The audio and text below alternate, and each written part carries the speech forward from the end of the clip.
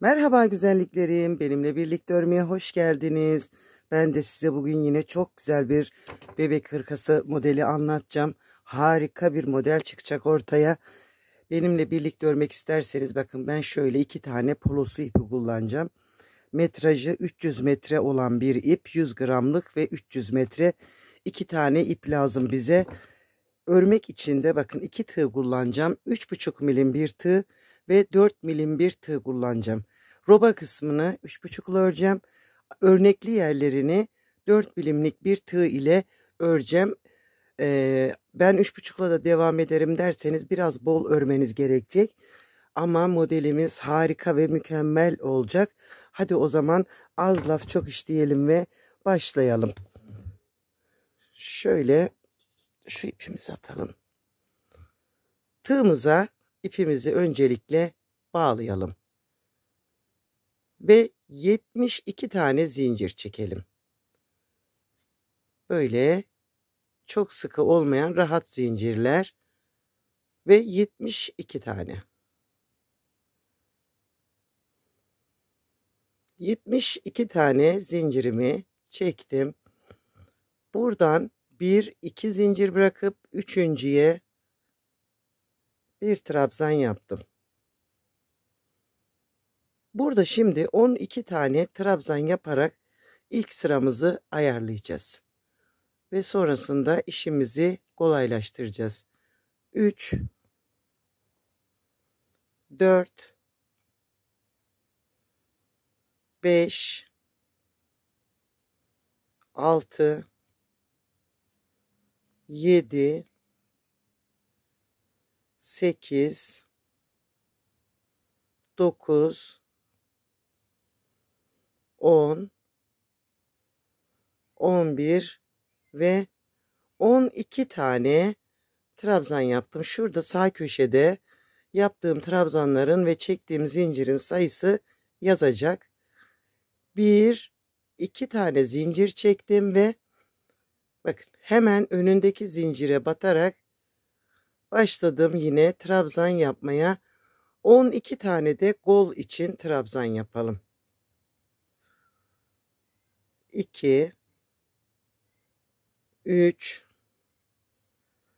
4 5 6 7 8 9 10 11 ve 12. Bakın 12 tane de omuz için trabzan yaptım. 1-2 zincir çekip şimdi arkayı yapacağız ve 22 tane trabzan yapalım. 1 2 3 4 5 6 7 8 9 10 11 12 13 14 15 16 17 18 19 20 21 ve 22 tane trabzanı yaptım. Bu da bizim arkamız. 1-2 zincir çektim ve yine bakın hemen öndeki zincire batarak 12 tane ikinci kol için trabzan yapalım. 2 3 4 5 6 7 8 9 10 11 ve 12 tane de ikinci kol için trabzan yaptık. 1 2 zincir çektim. 12 tane de ikinci ön için trabzan yapacağım. 2 3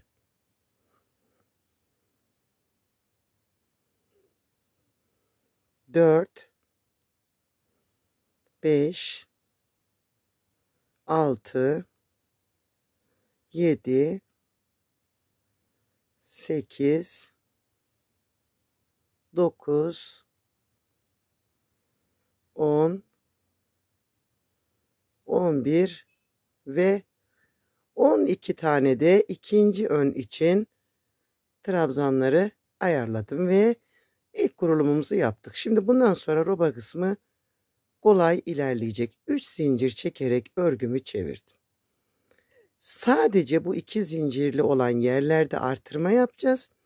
Araları hep düz gideceğiz. Şimdi birinci bizim zincirimiz bakın şu.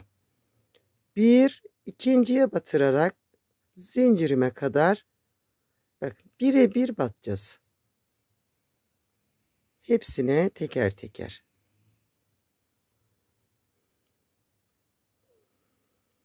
Devam ediyorum.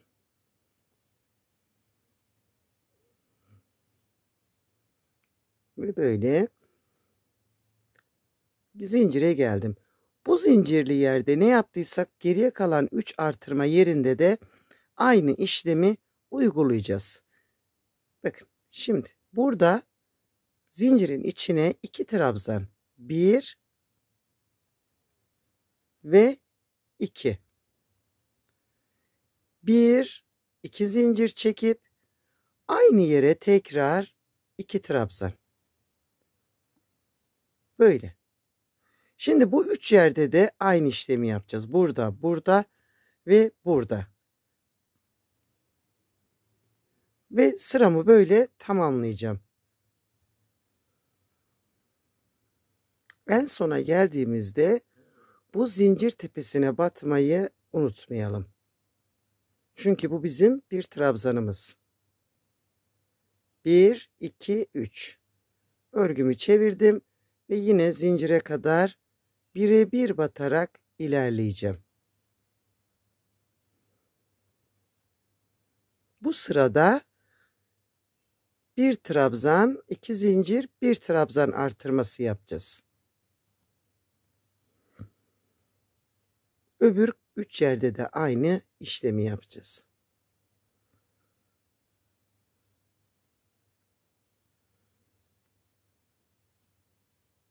Bakın şimdi geldim. Bir altta 2 2 2 yapmıştık. Şimdi bir trabzan, 1 2 zincir, bir trabzan. Öbür 3 yerde de aynı işlemi yapıp yine sıramızı tamamlayacağız. Bir üst sırada 2 trabzan, 2 zincir, 2 trabzan yapacağız. Burada 16 artırma yapmış oluyoruz. Bu sıramızda 8 artırma yapmış oluyoruz. Yani bir sırada 16, bir sırada 8 artırma yaparak ilerleyeceğiz. Sıramız yine tamam. Şimdi bir üst sıraya çıkıp bu sefer 2 trabzan, 2 zincir, 2 trabzan artıracağız. Tekrar göstereyim orayı. Şimdi artırmaya gidelim. Buraya geldiğimde bakın 2 trabzan. Şimdi 2 1 2. Bu sırada ikili artırmalar. 1 2 trabzan. 1 2 zincir, 2 trabzan. Böyle. Yani 2 1 2 olarak bu şekilde robamızı hazırlayacağız. 11 sıra artırma sıramız olacak. Yani şunu da ekleyeceğiz. Bunda artırmamız yok ama üstünde var. Bunu da sayarak şurada 11 sıra trabzanımız olacak. Evet arkadaşlar, robamı 11 sıra olana kadar ördüm. Şöyle. Şimdi burada tığımızı da değiştireceğiz. 4 milim tığa geçeceğim ve bu tığımı bırakacağım. Şöyle. Şimdi 11 sıra ördükten sonra bir zincir çekip örgümü çevirdim. Bu sıramızı sık iğnelerden yapacağız. Bakın. Şöyle bütün ilmeklere batarak sık iğneler oluşturacağız. Zincirimize kadar orada kolumuzu da ayıracağız. Şöyle. Şimdi bakın ilk zincirime gideceğim. Sıkı örüyorsanız tığınızı 4,5'da yapabilirsiniz. Çünkü hiç sıkmadan örmemiz gerekiyor.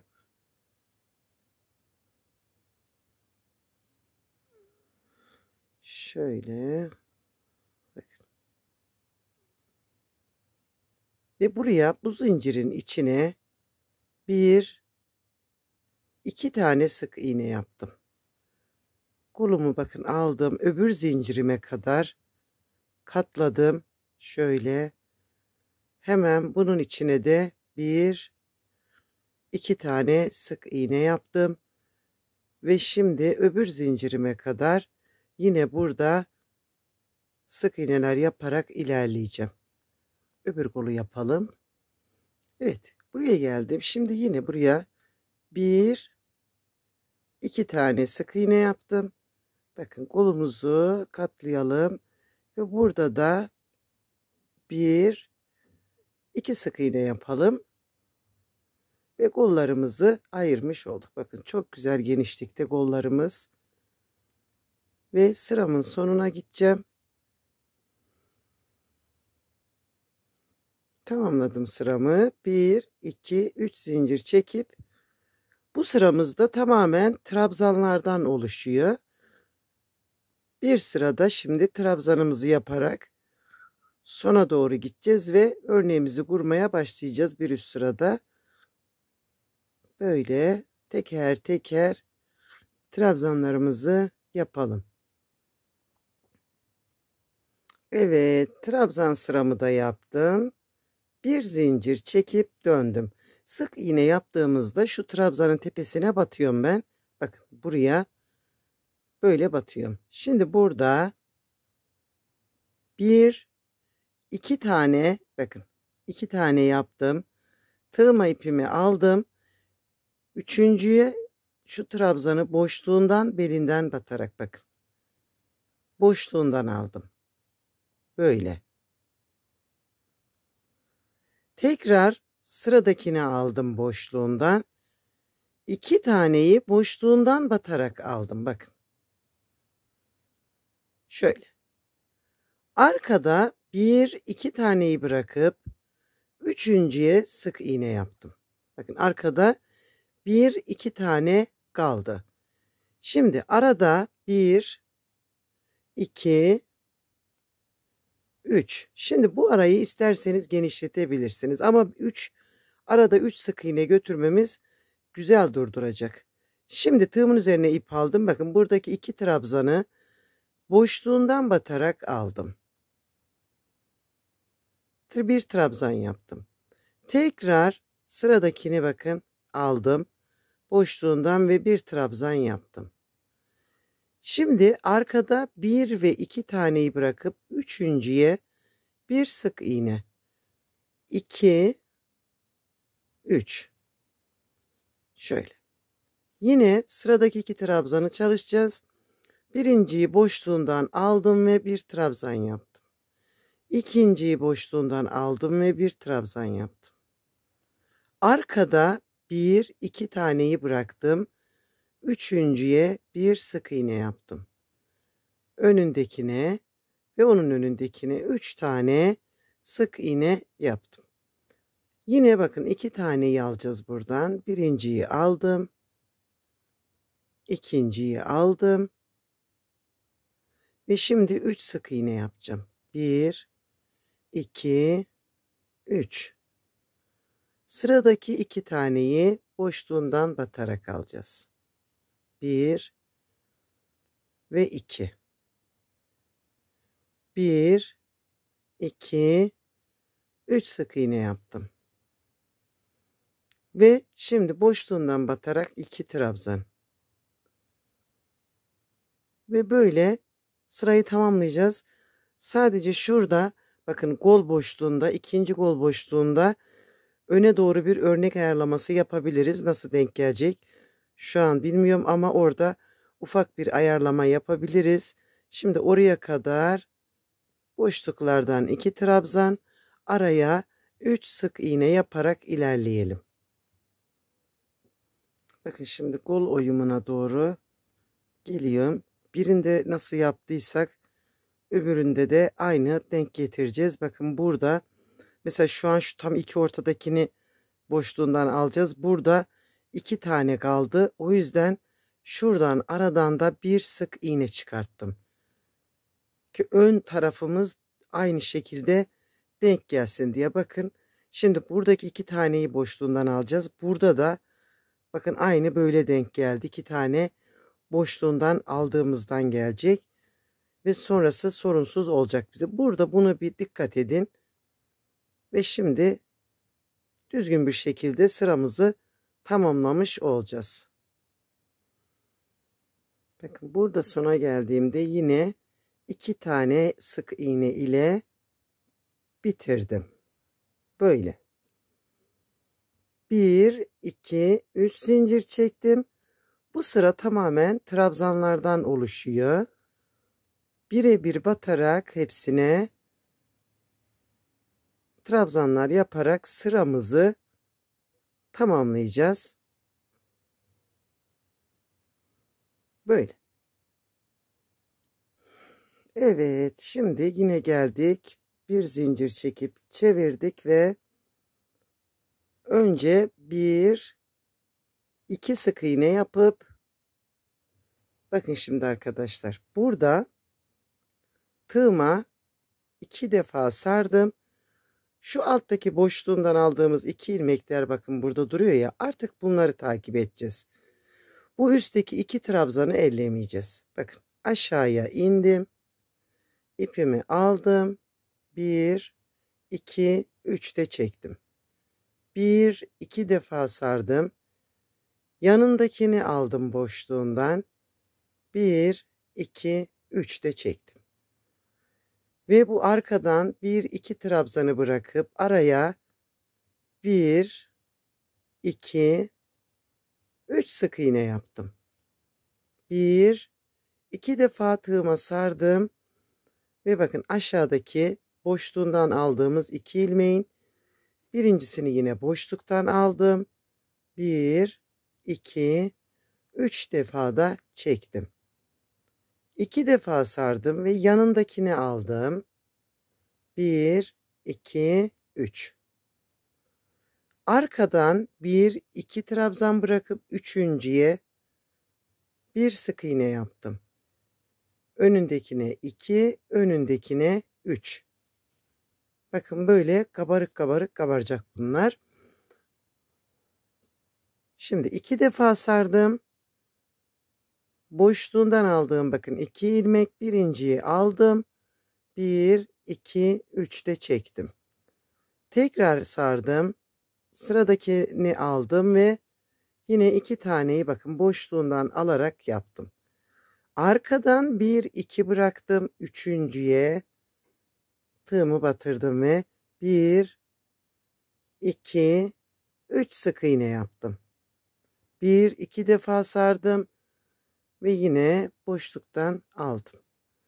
Örneğimiz böyle. Bir sıra trabzan yapacağız. Bir sıra bu işlemi yapacağız. Her seferinde bunu yapacağız.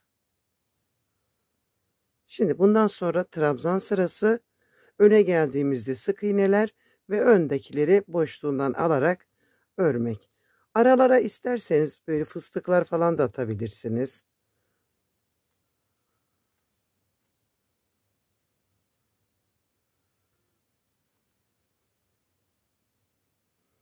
Bakın şimdi fıstık yapmak için de şuradan bakın araya fıstık yapabilirsiniz. Desen atmak isterseniz şu trabzanı battığımız ikinci trabzan, hani 3 sık iğne yapıyoruz ya, birini yaptım, ikinciyi bakın şurada sık iğne olan yeri var. Şuradan taktım. 1, 2 ve 3. Bir saniye. Şöyle bak, çektim. Arkada bir taneyi bıraktım ve şöyle yeniden 2 defa sardım. Bak böyle. Hani isterseniz değişiklik olur. Şöyle bakın. Bunu da başka bir modelde de yapabiliriz. Şu an bu çok güzel ve kibar gözüküyor. Bir sıra trabzan sırası ile geleceğiz. Tekrar 2 sık iğne yapıp boşluklardan 3 sık iğne yapıp boşluklardan alarak tamamlayacağız. Evet arkadaşlar, bir karış boyuna gelene kadar örneğimi yaparak geldim. Şimdi altına şu şekilde bakın şunun gibi sık iğneler yapacağız. Sadece sık iğne olarak yapacağız. Bakın şimdi örneğimi kurdum.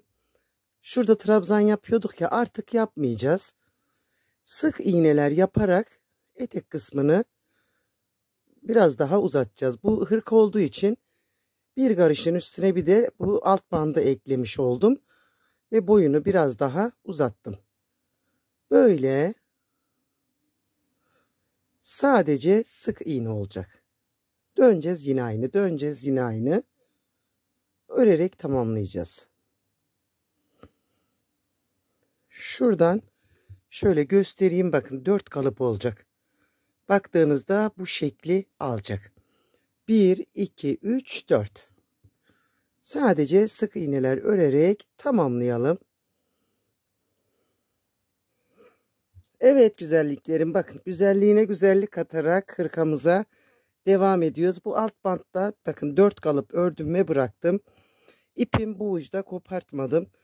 Şimdi bu önlere çok kalın olmayan bir bant yapacağız. Bakın şöyle. Şimdi buradan yine sık iğneler yaparak devam edeceğiz. Ve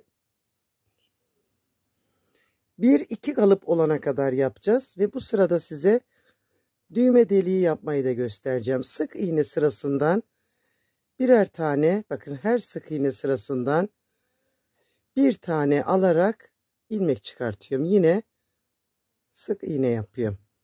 Şöyle.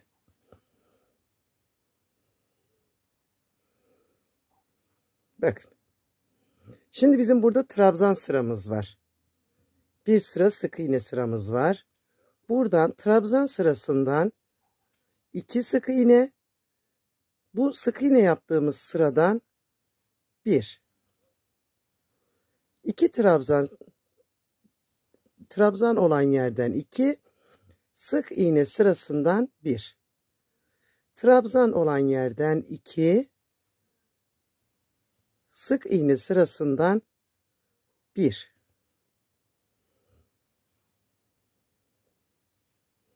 Şimdi bunu yaptığınızda şöyle bir bakın. Büzdüyse araya ekleme yapın. Bollaştırdıysanız azaltarak yapın. Yani bir de el ölçüsü diye bir şey var. 1, 2. Sık iğne sırasından 1, trabzan sırasından 2. Böyle şimdi şurada direkt trabzan sıralarımız var. Oraya kadar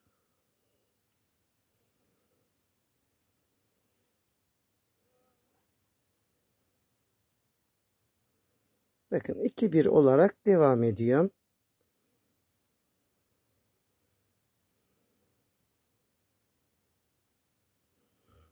Şöyle son olanı yaptım ve buraya bakın.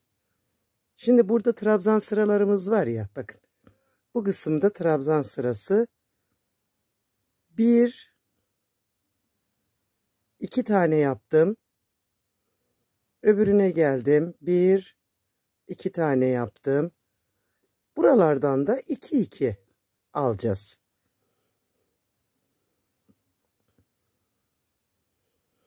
Böyle.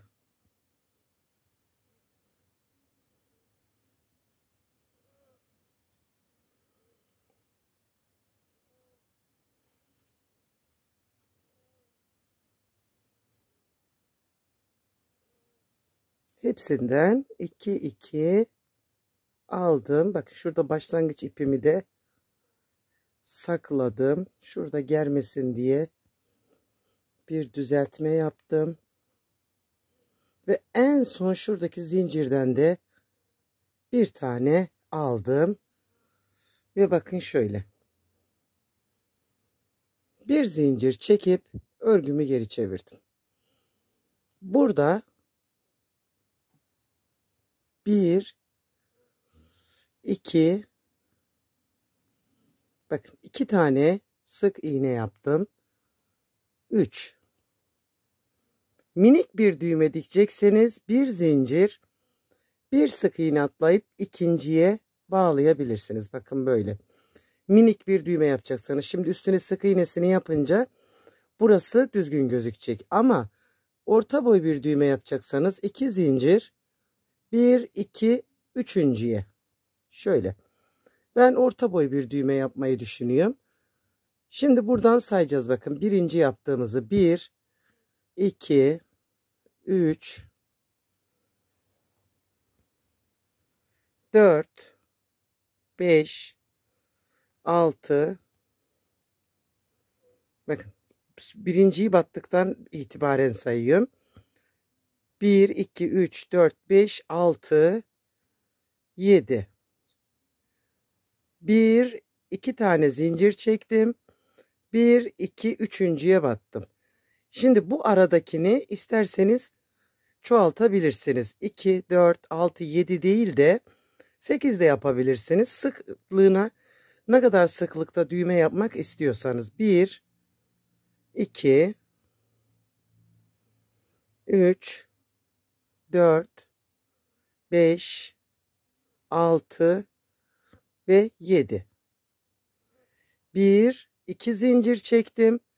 1 2 sık iğne atlayıp üçüncüye başladım. 1 2 3 4 5 6 7. Böyle ayarlayarak aşağıya kadar ineceğim.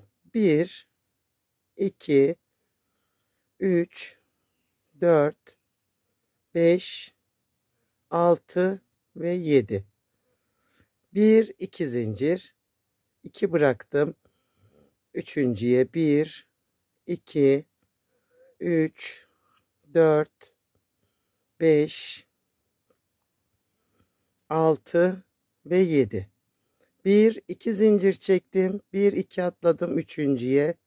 1 2 3 4 5 6 ve 7. 2 zincir, hepsini tamamladım. Bir zincir çekip örgümü geri çevirdim. Ve yine sık iğne yapacağım. 1 2 saymamıza gerek yok. Zincirlerin içine 2 tane sık iğne.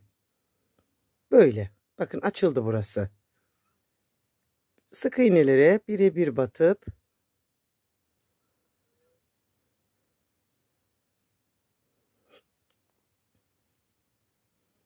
zincirlerin içine 2 sık iğne. 1 ve 2. Bakın. Ve devam edeceğim. Bu sıradan sonra 2 sıra daha örüp bandı tamamlayacağım. Öbür bandımızda sadece dümdüz öreceğiz. Düğme deliği olmadan. Ve böyle. Bakın. Şu. Evet. Ön bantlarımızı da bakın tamamladık. Böyle. Şimdi kolumuzu yapmaya başlayacağız. Kolda bakın şöyle aşağıya doğru biraz daraltma yaptım. Şu şekilde. Hemen sadece düz yüzünden devam ederek gittim. Çevirme yapmadım. Şuradan ipimi aldım. O tam ortadan koltuk altından bağladım ipimi buraya. Bakın şimdi. Burada sık iğne sırasıyla başlayacağım ve örneklerimi de yapmaya başlayacağım. Bir tane sık iğne yaptım. Tığımın üzerine ipimi aldım. Sıradaki trabzanı tığıma takarak ördüm. Yani örneğimi yaptım. Pardon. Şimdi ikinciyi de aynı şekilde aldım. Araya 3 sık iğne yaptım. 1 2 ve 3. Şöyle. Şimdi yine örneğim. Yani bu sırada örneklerimizi kurarak ilerleyeceğiz.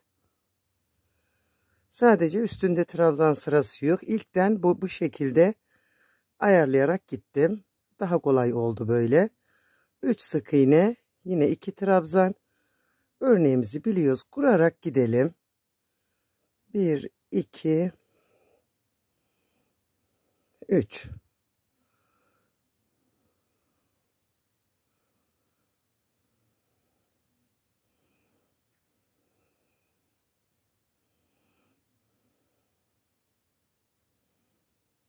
Üç.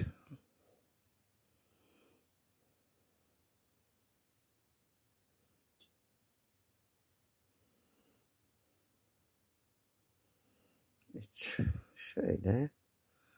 Bakın hiç atlatmadan direkt örneklerimi kuruyorum.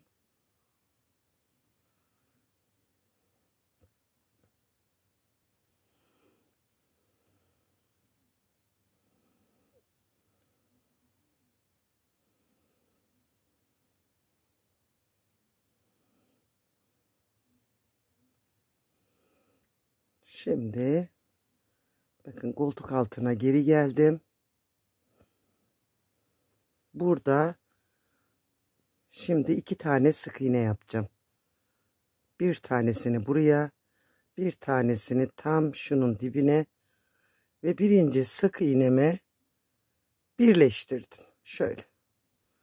1 2 3 zincir çektim. Şimdi trabzanlarımı yapacağım. Sonra eksiltmeyi göstereceğim size. Bakın birebir batarak trabzanlarımı yaparak yine birleştirme noktasına geleceğim. Birleştirme noktasına geldiğimde bakın örneğim, burada da örneğim, arada 1 2 zincirle birlikte 3 tane trabzanım oluyor. Şimdi bu zincire değil de şu trabzan tepesine bağladım. Bir zincir çektim ve 2 defa sarıp bakın alttan örneği aldım.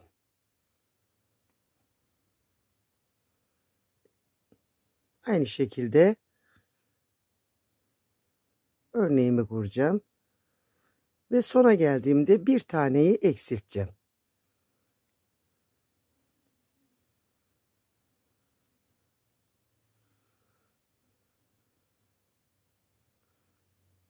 Şöyle. Evet, gidelim oraya şimdi. Şimdi sona geldiğimde yine bakın 2 tane trabzanımız var ya. Birinciye değil ikinciye batarak burada bir tane eksiltmiş oldum. Yine bu trabzanın üzerine bağladım. Bir zincir çektim. 2 3 zincir çektim ve trabzanlarımı yapmaya başladım. Burada bir tane azaltmış oldum. Her seferinde bir böyle azaltacağız ve istediğimiz ölçüye gelene kadar devam edeceğiz. Geniş bir kol da bırakabilirsiniz. Daraltarak da inebilirsiniz. Yani her türlü olur. Böyle trabzan sıramı da şimdi oraya kadar yapacağım. Buraya geldiğimde bakın gördünüz mü, burada bir trabzanım kaldı. Şimdi sık iğneleri yaptığımızda yine burada bir tane bırakarak ilerleyeceğiz. Yine bir zincirimi çektim. Şimdi örneklerimi yaparak yine ilerleyeceğim. Bu sırada yine bir tane eksiltme yapacağız. sık iğneleri yaptığımız zaman, yani örnek kurarken bir tane de eksiltme yapacağız sonda. Böyle. Şimdi yine sona gidelim. Evet, bakın. Şimdi buraya kadar geldim. Burada ne vardı? Arada bir tane trabzanımız vardı. Şimdi bunu bıraktım ve bakın iki örneğim birleşti. 1, 2, 3 zincir çektim ve yine trabzan sırasındayım. Şöyle göstereyim size. Sona geldiğimizde bakın. Şuradan sayalım. 1, 2, 3, 4, 5, 6, 7 örneğim kalana kadar böyle arada azalta azalta geldim. Bakın burada 2 trabzanla inmişim şuraya kadar. Yani 7 örnek kalacak. İsterseniz bir daha sayayım. Şöyle tutayım. 1, 2, 3, 4, 5, 6 ve 7. 7 örnek kalana kadar bu şekilde inip sonra da etrafına sık iğnesini yaptığımızda kolu da bitirmiş olacağız. Çünkü hep aynı şeyi anlatacağım. Sizi sıkmak istemiyorum. Şimdi burayı böyle azaltıp devam edelim.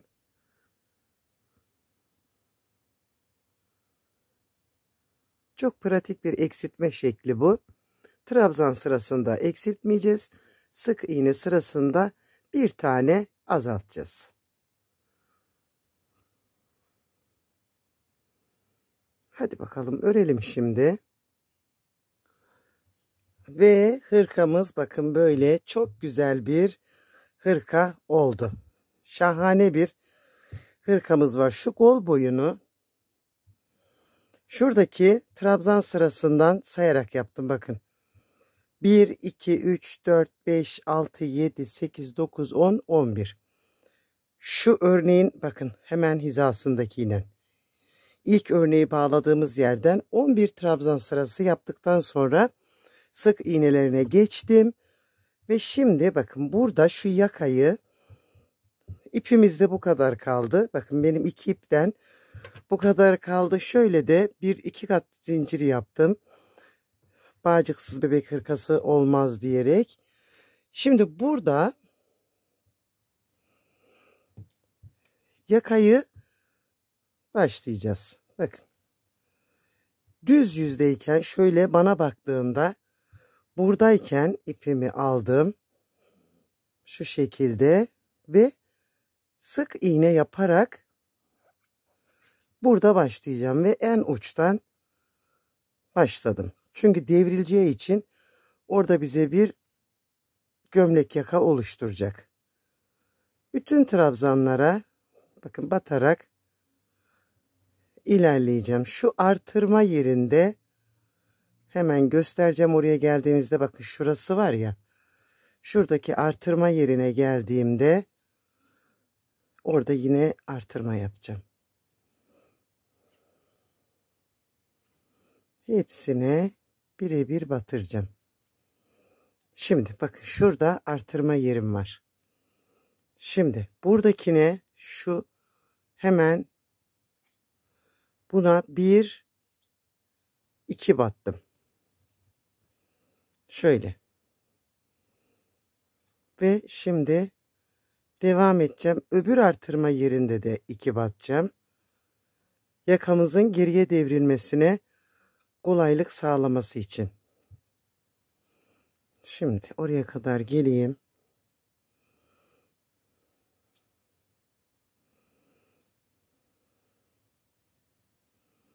Bakın burada da bir yere 2 tane batıracağım. Şu alttaki artırma hizasındayım yine. Böyle. Öbür tarafta da burada da ve burada yine aynı işlemi yapacağım. Bir sıra sık iğne, bir sıra trabzan olarak yakayı büyüteceğiz. Evet, buraya geldiğimde bakın 1 2 3 zincir çektim ve örgümü çevirdim. Şimdi bu sırada trabzanlar örerek devam edeceğim. Bir sıra trabzan, bir sıra sık iğne yaparak ilerleyeceğim. İpimin gidişatına göre yaka boyuna da karar vereceğim. Çünkü üçüncü bir ip açmayacağız. Ve böyle bir sıra trabzan, bir sıra sık iğne olarak örelim.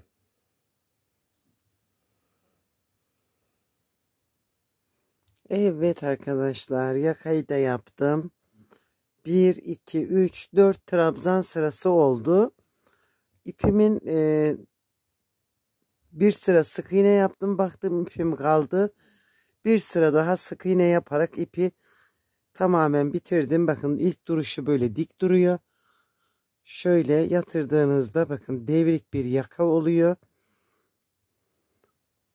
Böyle çok şahane bir hırkamız oldu. Güzel bir iş oldu. Şöyle bakın ne kadar güzel durduğunu yaptığınızda göreceksiniz. Yani boşa verilmemiş bir emek olacak. Benimle birlikte örmeye devam etmek için abone olarak, videolarımı beğenerek, daha sonra izleye kaydederek siz de benimle birlikte örmeye devam edebilirsiniz. O zaman siz örmeye başlayın. Ben size yeni model çalışmaya başlayayım.